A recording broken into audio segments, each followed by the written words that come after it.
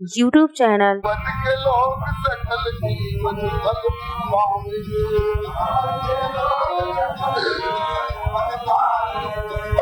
बजे नगर और गगन माही बादन घन घोर, बजे नगर और बजे नगर और गगन माही बादन घन घोर, बजे नगर सुमन सुरगण बरसाए करे जय जय किशोर, सुमन सुरगण सुमन सुरगण बरसाए करे जय जय किशोर, सुमन सुरगण बरसाए मची मिथिला नगरिया की गली गली शोर, मची मिथिला मची मिथिला नगरिया की गली गली शोर, मची श्याम दुल्हा रघुनंदन मिथिले दिलली गोल, श्याम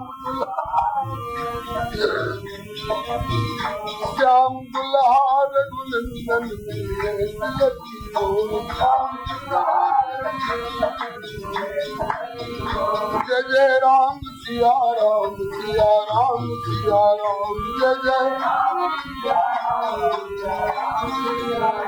जय जय राम सिया राम सिया राम सिया राम, जय जय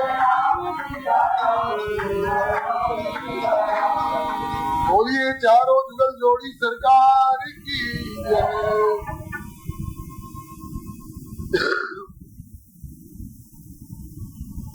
इस प्रकार से बाराती लोग चल रहे हैं। कहाँ कितने लोग हैं बारात में? केवल अयोध्या के एक संत कह रहे थे कि जब गुरु जी ने कहा कि तुमको सर्वकाल कल्याणा सजो बारात बजाए निशाना, तो चक्रवर्ती जी ने, श्री दशरथ जी ने सुमंत जी से कहा, सुमंत जी 84 कोस अयोध्या राजधानी भर में खबर कर दीजिए, चलो बेग रघुवीर बराता, जिसको जिसको बारात चलने की लालसा हो तैयारी कर लो, और कल सवेरे बारात चलेगी। नारद जी सुन रहे थे, नारद जी सुन रहे थे। नारद जी ने कहा कि वाह रे दशरथ वाह, राम जी के ब्याह का बारात का न्योता केवल अयोध्या राजधानी 84 कोस भर में, राम जी केवल 84 कोस वालों के हैं क्या? नहीं जी, 84 लाख योनियों में जितने प्राणी हैं राम जी सबके हैं। गोस्वामी जी के शब्दों में, को अस जीव जंतु जग माही, यही रघुनाथ प्राण प्रिय, राम प्राण प्रिय जीवन जी के, ये तो स्वार्थ रहित सखा सभी, वाह सभी के सखा है। तो केवल 84 कोस के लोग क्यों जाएंगे? सबको मौका क्यों नहीं मिलेगा? तुम्हारी क्षमता 84 कोस में न्योता फिराने की, 84 कोस में न्योता फिराओ, मैं 3 लोग 14 भुवन में न्योता फिराऊंगा। नारद बाबा से बढ़ करके प्रचार करने वाला कौन हो सकता है? तो नारद जी ने तीनों लोग 14 भुवन में प्रचार कर दिया। और क्या क्या करके प्रचार किया? बंधु विश्व में प्रथम बार, क्या बोले? भगवान के अवतार तो तुमने हजारों बार देखे होंगे, लेकिन आज तक भगवान के माथे पर मोर और सेहरा नहीं देखा होगा। सौंदर्य सिंधु निश्चित बिंदु के सीकर का अंश है नगण्य नर, ये भी वर बन जाता है तो लोग झूठते हैं देखने को। सोचो, सौंदर्य सिंधु से निकले हुए बिंदु के छींटा का अंश पाकर नगण्य नर भी वर बन जाता है तो कितना सुंदर लगता है। और वह सौंदर्य सिंधु आज वर बन करके आ जाए तो कैसा लगेगा। नर को वर रूप में तुम लोगों ने जरूर देखा होगा, लेकिन नारायण को वर रूप में देखने का मौका तो विश्व में प्रथम बार मिलने जा रहा है। मिथिलानियां इस बात का गौरव अनुभव करती है। तारी अवतार बार बार वेद चार के असुर संहार भूमि भार घोर तारे हो। गिनिए कच्छ मत्स्य वामन बरा, गिनिए ही नहीं, ध्यान में देखते भी चलिए कि इनमें किसी अवतार पर मोर सेहरा दिख रहा है क्या? मयसर हुआ था आज तक मोर सेहरा? बोले कच्छ मत्स्य वामन बरा नरसिंह पुनि होके परशुराम अब तक रहे आप कुंवारे। नहीं तो साची कहो लाल कहा दुल्हा बने हो कब। ये मिथिला छोड़ के और कौन छोर मोर सेहरा सितारे हो। ये तो नारायण मैथिली कृपा के बरवेश पाए सहित समाज आज मिथिला पधारे हो। तो बड़ी जिज्ञासा उत्कंठा लालसा बढ़ गई लोगों की। नारद जी ने कहा कि ये अलग बात है कि कोई वर पक्ष से रहो कोई कन्या पक्ष से रहो, लेकिन रहो सब वहां पर। अब देखिए देखन देखन है तो राम वेदई लालसा हो न के। ऐसा बढ़िया ढंग से प्रचार किया नारद जी ने कि महाराज ब्रह्मा जी को और शंकर जी को कौन कहे? हरि हित सहित राम जब जो है रमा समेत रमापति। इन लोगों को भी उत्कंठा हो गई और ब्याह देखे चाहे देखे, लेकिन ये ब्याह तो जरूर देखें। अब सोच लीजिए कितनी लंबी चौड़ी बारात बनी होगी। और बारात जब चली रास्ते में पहला गांव मिला। लोगों ने पूछा इतने धूमधाम से इतने लोग कहाँ जा रहे हैं, क्यों जा रहे हैं? बोले कि बारात जा रही। कहाँ से चले साहब? बिहार से चले। कहाँ तक जाएंगे? वो जनकपुर तक जाएंगे। तो आप भूल के बोल रहे थे। एक प्रश्न ऐसा आ गया, एकदम लगा कि घूंघट मार करके एक कोने में दुबक जा। क्या? ताकि दूल्हा कहाँ है? बोलो भक्तवत्सल भगवान। भाई इतनी बड़ी लंबी चौड़ी जिनकी बारात, वो दूल्हा बहुत महत्वपूर्ण होंगे ना। हम लोग दूल्हा को देखें, लगता है कि बाराती लोग यहाँ भी आकर के घुसपैठ कर गए हैं, इसलिए आज जगह थोड़ी पड़ रही है। आप लोग थोड़ा आगे बढ़िए, जमाना आगे बढ़ रहा है तो आप लोग भी आगे बढ़िए। आगे बढ़िए, आगे जगह न रहे, बिल्कुल जगह न छोड़िए, नहीं तो पीछे वाले भाइयों का हाथ मारा जाएगा। हाँ देखिए पीछे वाले लोग कितने उत्साह से आकर के बैठ रहे हैं। बोलिए भक्तवत्सल भगवान की सीताराम जय सीताराम।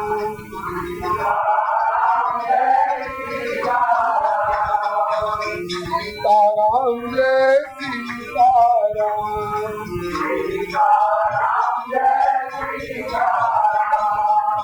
सीताराम जय सीताराम जय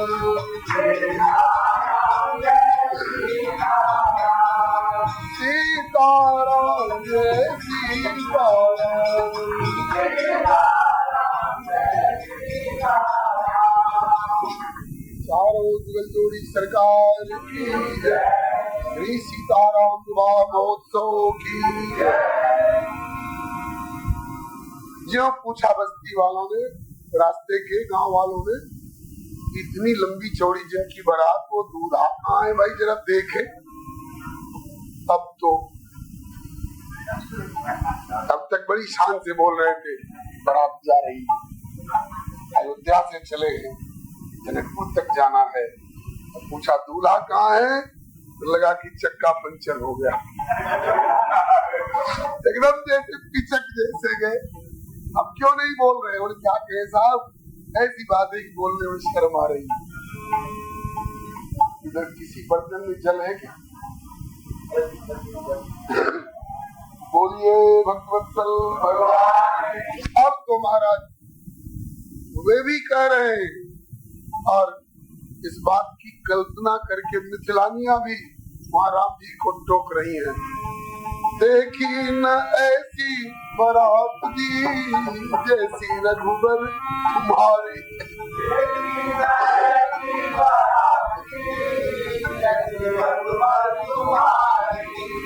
चली बारात देश कौशल से,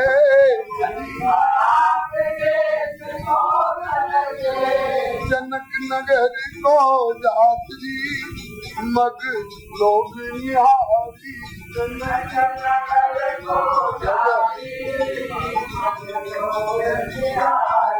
देखी न ऐसी बारात जी जैसी रघुवर तुम्हारी,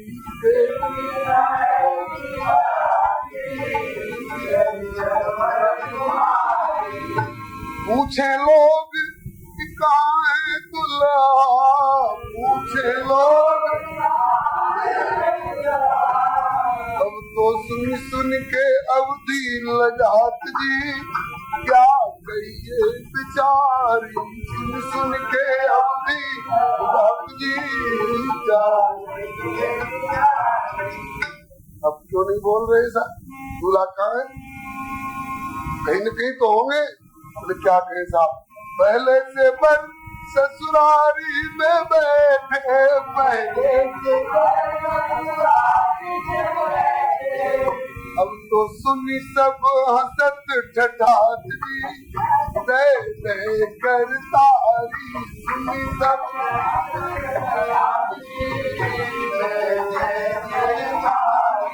देखी ऐसी बारात जी जैसी रघुबर तुम्हारी,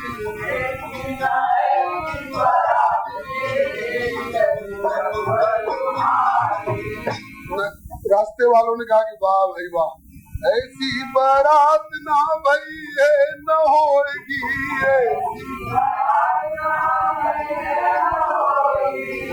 सबसे बेढंगी बारात भोला बाबा की मानी जाती है, लेकिन वहाँ कम से कम दूल्हा तो साथ में है तो सारे दोस्त ढक गए। लेकिन यहाँ ऐसी बारात ना भई है न होगी,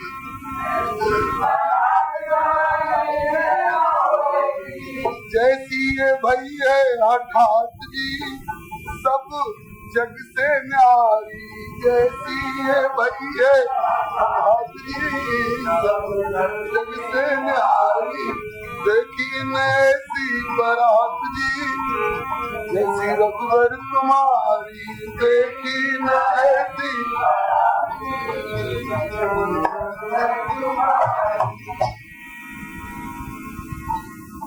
लोगों ने कहा कि कोई बात नहीं, संजोग की बात है, दूल्हा जी पहले से पहुंच गए हैं, ब्याह ठन गया, बारात तब जा रही है, हो सकता है ऐसा कोई बात नहीं है। चलो दूल्हा को नहीं देखे तो कम से कम दूल्हा के बाबूजी को तो दिखाई दीजिए, समधी जी को तो देख ले, कुछ अंदाज मिल जाएगा। क्यों पुरानी लोकोक्ति है, गाय पर भूत पिता पर घोड़ा, अधिक नहीं तो थोड़ा थोड़ा। जैसे बाबूजी है ऐसे ही कुछ होंगे दूल्हा जी। हम जरा समधी जी को देखना चाहते, लोगों ने दिखाया कि वो बैठे कौन चीज पर, बोले रथ पर, रथ पर बैठे मानस के अनुसार।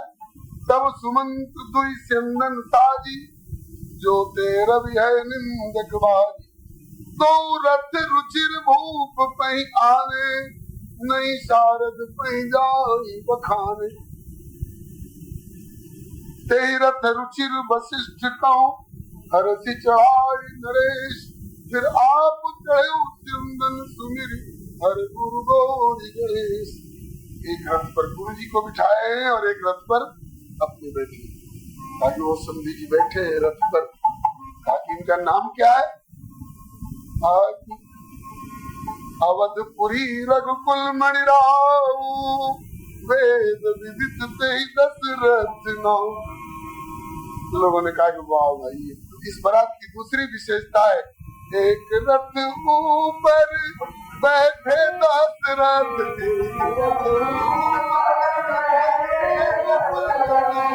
एक रथ ऊपर बैठे दशरथ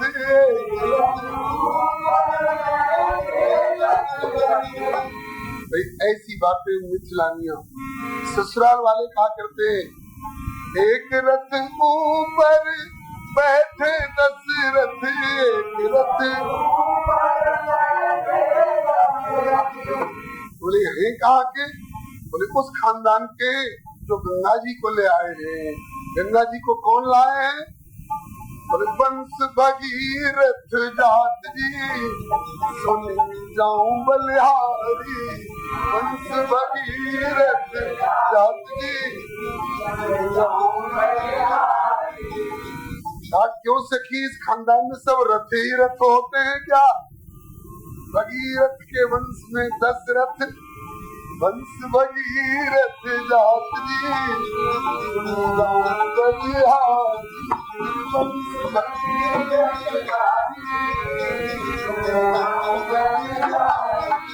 मिथिला के व्यंग वचन सुनी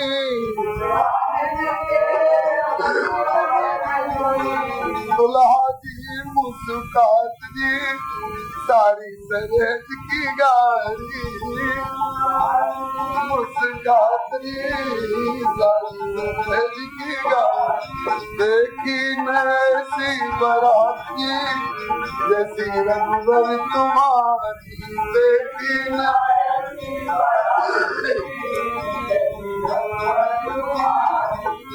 नारायण सिया राम है नारायण सकल भुवन विख्यात जी रसिकन सुखकारी सकल भुवन विख्यात जी रसिकन सुखकारी देखी न ऐसी बारात जी जैसी रंगवर तुम्हारी देखी न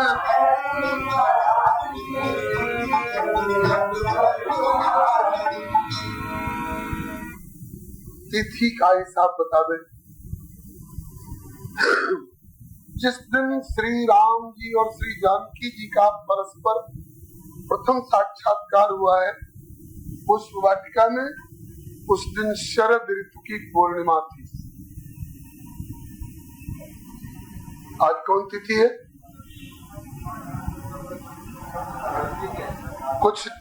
कुछ चतुर्दशी भी रही है और उपरांत में पूर्णिमा भी आ गई है, लेकिन अभी भादों की पूर्णिमा है। और इनका मिलन अश्विन की पूर्णिमा को हुआ है। संजोग की बात की, आज पूर्णिमा में ही सवेरे की कथा में श्री राम जानकी का प्रथम साक्षात्कार भी परस्पर हुआ। तो पूर्णिमा के सवेरे श्री राम जानकी का प्रथम साक्षात्कार पुष्प वाटिका में, और उसके अगले दिन धनुष यज्ञ माने कार्तिक की प्रतिपदा के दिन धनुष यज्ञ। और जी उदया तिथि, पूर्णिमा की उदया तिथि थी। आज तो उदय व्यापिनी पूर्णिमा नहीं है, आज उपरांत व्यापिनी पूर्णिमा है, उस दिन उदय व्यापिनी पूर्णिमा थी। तो पूर्णिमा के दिन पुष्प वाटिका और प्रतिपदा के दिन, कार्तिक की प्रतिपदा के दिन धनुर्भंग, और द्वितीया के दिन वहां से पत्रिका चली। 5 दिन लगे हैं दूतों को अयोध्या से, जनकपुर से अयोध्या तक पहुंचने में, जैसा वर्णन है। तो कौन तिथि आ गई? सप्तमी आ गई, कार्तिक कृष्ण सप्तमी।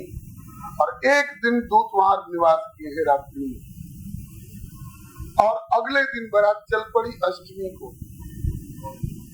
है अष्टमी को बारात चल पड़ी। 4 दिन जनकपुर पहुंचने में लगे। तो एकादशी हो चाहे द्वादशी हो, आप लोग जोड़ लीजिएगा।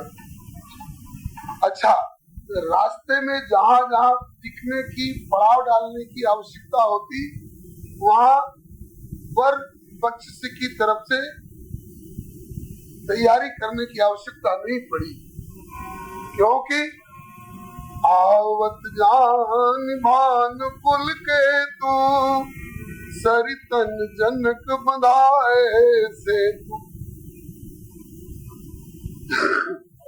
जनक जी ने सोचा कई नदियां पड़ेंगी अयोध्या से जनकपुर तक आने में, तो उनके हाथी घोड़े रथ अथवा पैदल वालों को भी परेशानी न हो, इसलिए तुरंत आदेश करके प्रत्येक नदियों में पुल बनवाया।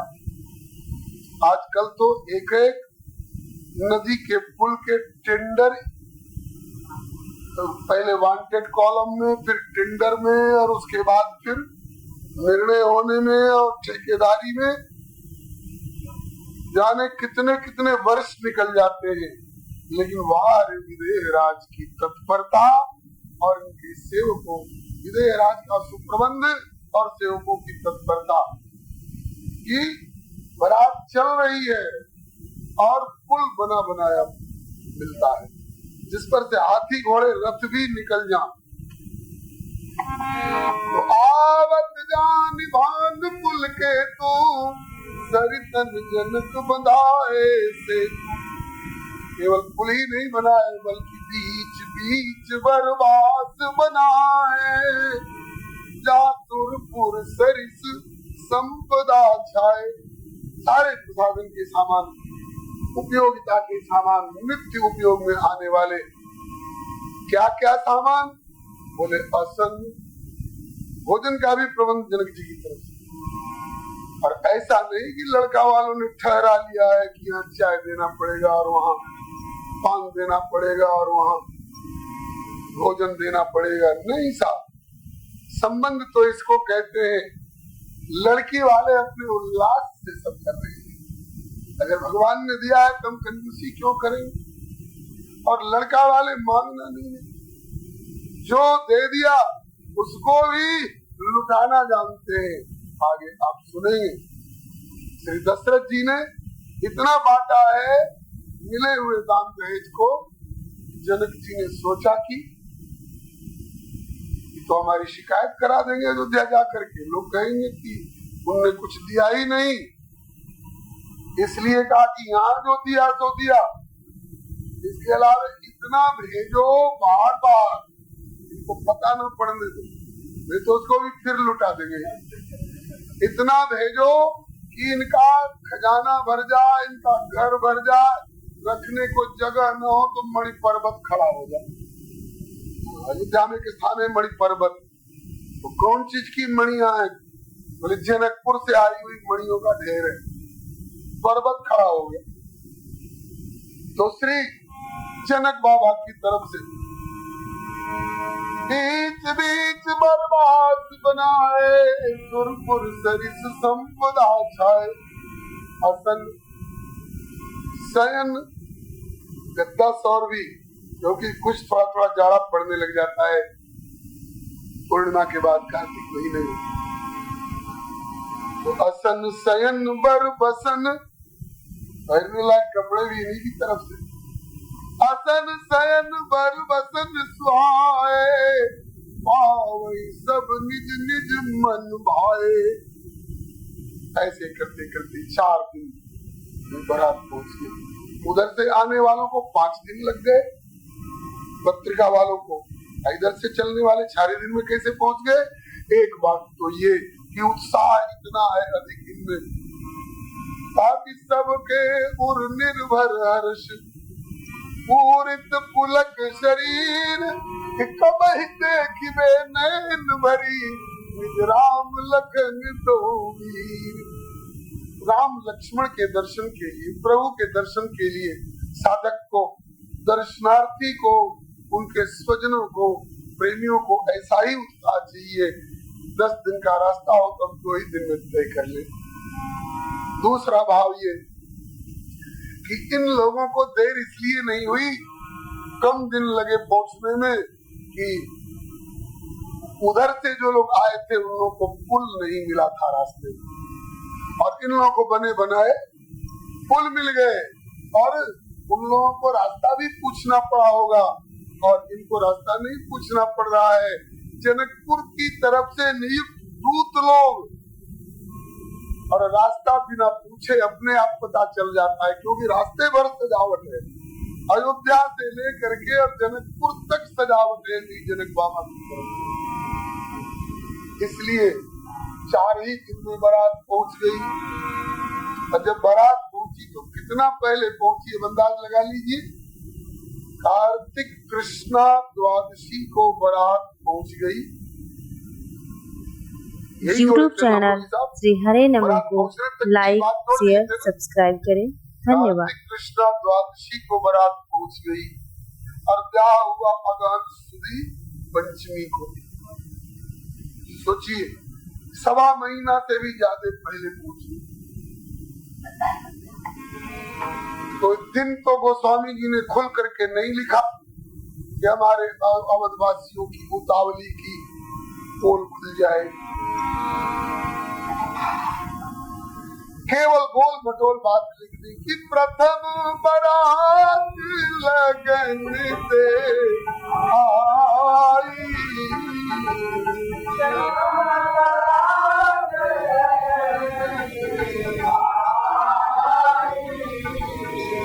लगन के दिन से बारात पहले आ गई। इस बात से जनकपुर वासी चिंतित हो गए होंगे? नहीं जी, ताते पुर प्रमोद अधिकाई,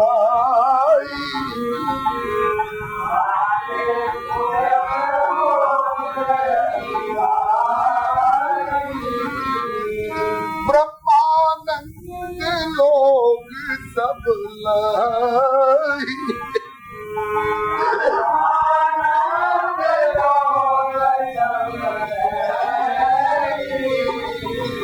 ये बढ़ऊ दिवस निस विधि सनकाई,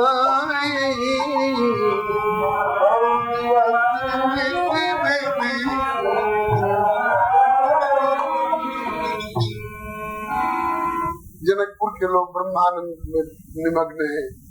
वैसे ब्रह्मानंद वाली पहले से ही नगरी रही है, अब तो परमानंद में निमग्न हो रहे हैं।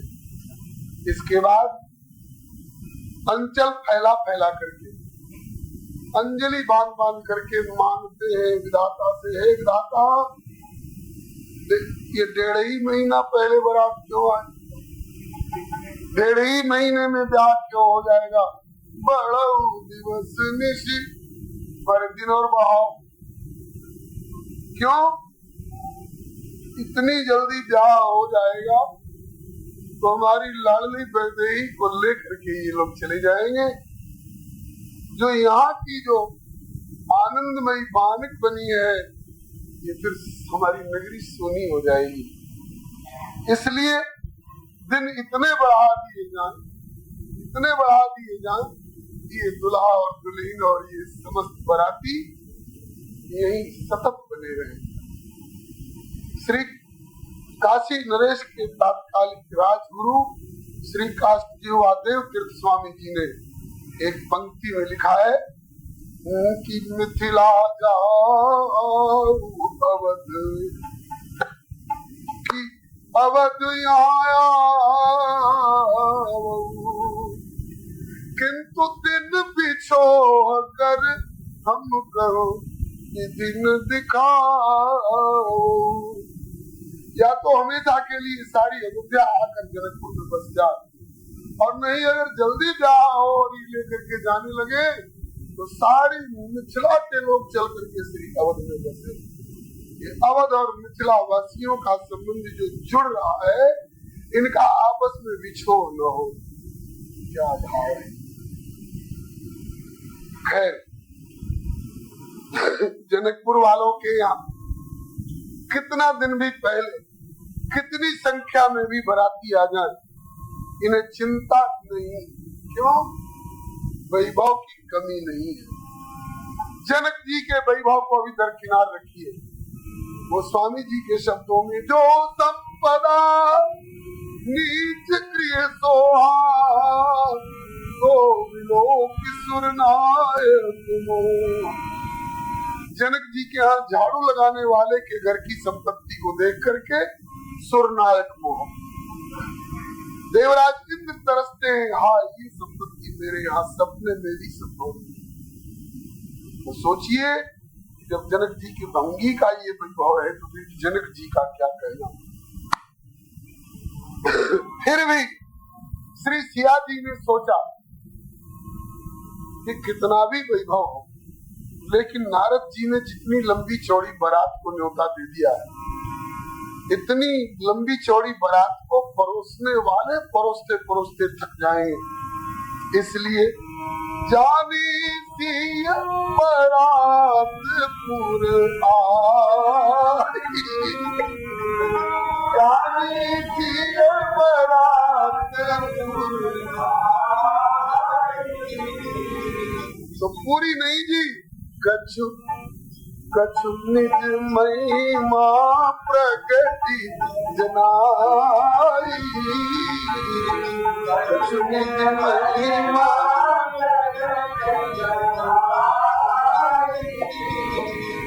श्री सिया जी ने अपने पिताजी की, अपने पियर वालों की परेशानी न बढ़े सुविधा के लिए भी, और बराती बड़े नखड़े बाज होते हैं कोई कोई, हाँ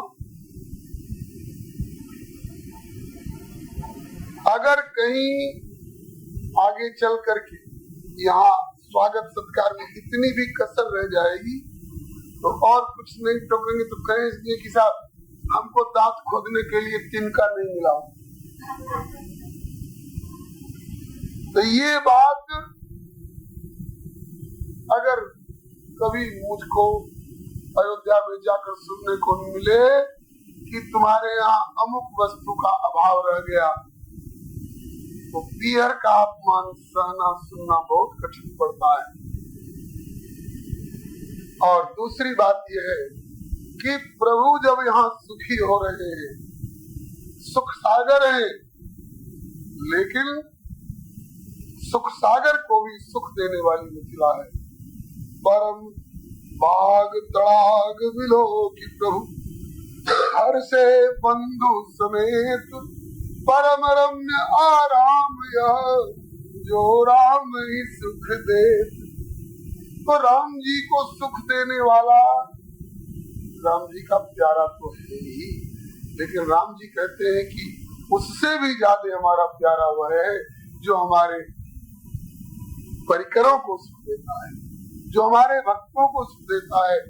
राम मोरे मन प्रभु से विश्वासा, राम से अधिक राम करता था। इसलिए प्रभु के किसी भी परिकर को किसी भी बात का अभाव न होने पावे। इसलिए जानी सी बरातपुर आई तो कछ निज महिमा प्रगति जनाई, हृदय तुम्हारी सब सिद्धि बुलाई, और भूप बहु नई करन पठाई। सिद्धियों आज तुम धन्य हो जाओगी। अब तक दुनियादारी वाले लोगों की मांगे पूरी करती रहती होगी, आज तो साक्षात प्रभु के पार्षदों की सेवा का सौभाग्य प्राप्त हो रहा है। सिद्धि सब सी आयसु अखनि गई जहाँ जनवास, लिए संपदा सकल सुख सुरपुर भोग विलास। निज निज वास बिलो की बराती, सुर सुख सकल सुलभ सब भांति। सकल जनक कर करे बखाना, विभव भेद कछ को न जाना। जानकी जी का वैभव है, सर्वेश्वरी श्री जी का वैभव है, इस भेद को तो लोग जान नहीं पाए। सकल जनक कर करे बखाना, सब जनक जी का बखान कर रहे हैं। वाह भाई वाह, नाम है इनका विदेह, देह की सुध भूले रहते हैं, देह पर इनकी दृष्टि नहीं है, लेकिन व्यवहार में इतनी पटुता, इतनी निपुणता, इतनी दक्षता, इतनी तत्परता। सुर सुख सकल सुलभ समाधि, सकल जनक कर करे बखाना, विभव भेद कछु को न जाना। इसका मतलब है कि जो भी वैभव श्री किशोरी जी ने प्रकट किया है ये साधारण इस ब्रह्मांड के भीतर का वैभव नहीं है। वहां तो निज करनी कछु कतौ न देखी, विधि भयो आचरण विषय की निज करनी कछु कतौ न देखी। कम से कम ब्रह्मा को पहचान गए होते, बड़े बड़े सिद्ध वशिष्ठ जी और विश्वामित्र जी के बेटे हुए तो पहचान गए होते, लेकिन विभव भेद कछु को न जाना, इसलिए कि ब्रह्मलोक के भीतर का वैभव है ही नहीं, ये तो नित्य राम साकेत गोलोक वैकुंठ का वैभव है। हाँ, एक व्यक्ति है जानने वाला, कौन? सिय महिमा रघुनायक जानी, सिय महिमा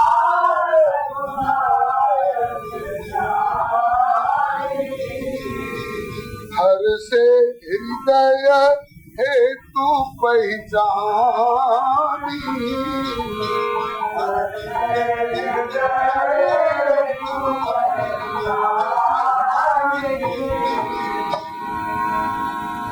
बड़े श्री राम जी केवल जान सके, तो श्री राम जी तो वहां के मालिक ही है, साकेत गोलोक वैकुंठ के।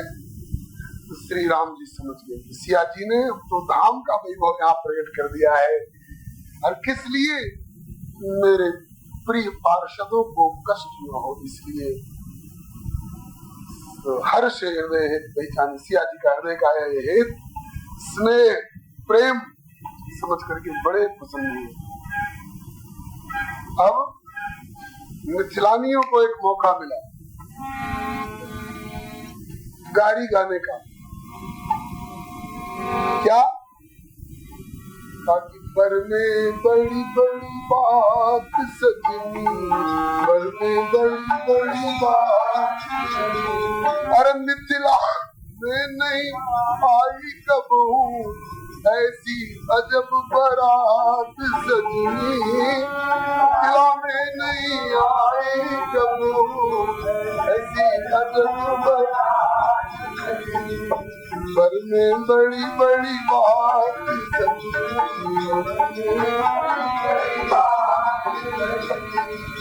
पर में बड़ी बड़ी बातें हैं। और कौन सी?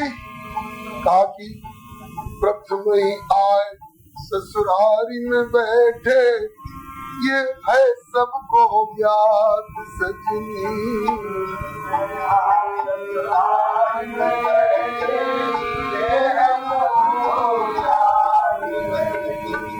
वैसे मैथिली भाषा में यह गाया हुआ गीत है, श्री किशोरी जी के पीहर वाली भाषा। प्रथम ही आए के सासुर बैसला, ये अच्छी सबके ज्ञात सजनी, प्रथम ही आए के सासुर बैसला, ये अच्छी सबके, और इनके वेद पुकार कही छन, इनके वेद पुकार कही छन, पुरुष पुराण अजात सजनी, पर में बड़ी बड़ी बात, पुरुष पुराण अजात सजनी, पर में बड़ी बड़ी बात। मिथिला की गालियों में श्लेष है, एक एक शब्द के कई कई अर्थ हैं। कहा कि ऐसा दुल्हा आप लोगों ने कहीं नहीं देखा होगा जो मान न मान मैं तेरा मेहमान, हट पूर्वक डेरा डाल करके ससुराल बना लिया। और इनको वेद पुकार पुकार करके कहते हैं क्या? पुरुष पुराण और अजात, पुरुष प्रसिद्ध प्रकाश निधि प्रगट परावरनाथ, रघुकुल मणि मम स्वामी सोई, ये पुराण पुरुष कहलाते हैं। पुराण पुरुष माने वह पुरुष जिसका यश पुराणों में गाया गया है। लेकिन सखियां कहती हैं कि पुराण पुरुष है, बहुत पुराने पुरुष, ब्रह्मा को भी पैदा करने वाले पुराण पुरुष। और अजात, अजात माने जो जन्म लेकर नहीं आया हो भय प्रगट कृपा। और अजात का अर्थ करती है जिनकी कोई जात नहीं। भगवान की कोई जात होती है क्या? अच्छा कोई बात नहीं, चलो वर को पता नहीं था कि मेरा विवाह होने वाला है, आ गए संयोग से ब्याह रच गया। अरे कहा कि वर को पता नहीं था, खाऊमल इन भूखे अयोध्या वासियों को तो पता था कि अगहन सुदी पंचमी को ब्याह होगा। उसी अंदाज से चलते 2 दिन पहले, 4 दिन पहले, 10 दिन पहले आते, सो नहीं बल्कि 3 मास। यहाँ तो हम लोगों ने 1.5 महीने का हिसाब जोड़ा है ना। किसी कल्प में तो किसी कल्प भेद वाली बात पहले बताई जा चुकी है। तो किसी कल्प भेद में किसी ग्रंथ प्रमाण से मिथिला संत मणि श्री मोदलता जी ने वर्णन किया है कि 3 मास पहले, 3 नहीं तो 1.5 मास पहले बरियाती एलाइए ललाट सजनी, पहले बरियाती एलाइए ललाट। ये 1.5 महीना अथवा 3 महीना पहले से आकर के ये लोग तो 56 भोग आरोग रहे हैं और ये नहीं सोचते कि अयोध्या में क्या हाल होगा। 3 मास पहले बरियाती एलाइए ललाट, और अवध प्रिया सब गणपत होई दिन, सारा दिन गिन रात सजनी करने बड़ी बड़ी बात। अवध प्रिया सब गणपत होई दिन, सारा दिन गिन रात सजनी करने बड़ी बड़ी बात। अयोध्या वालियों को रात रात भर नींद नहीं आती होगी, और ये कोई मनगढ़ंत बात नहीं है जी। वो स्वामी जी की चौपाई कही तो सुना दे। घर घर करई जागरण नारी, घर घर करई जागरण नारी। और ये मत समझिए कि केवल मिथिला वाले ही गाली देते हैं। अवध वाली देई परस पर मंगल गारी,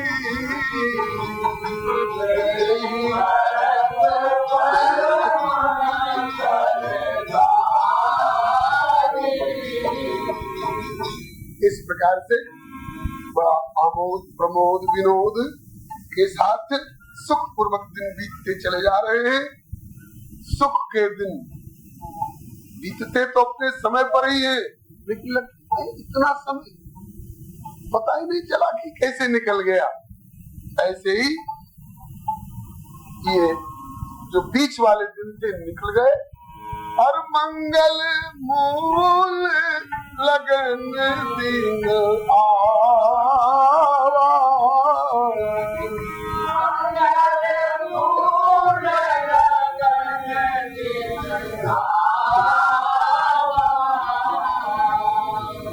मृत्यु अगहन मात सुहावा।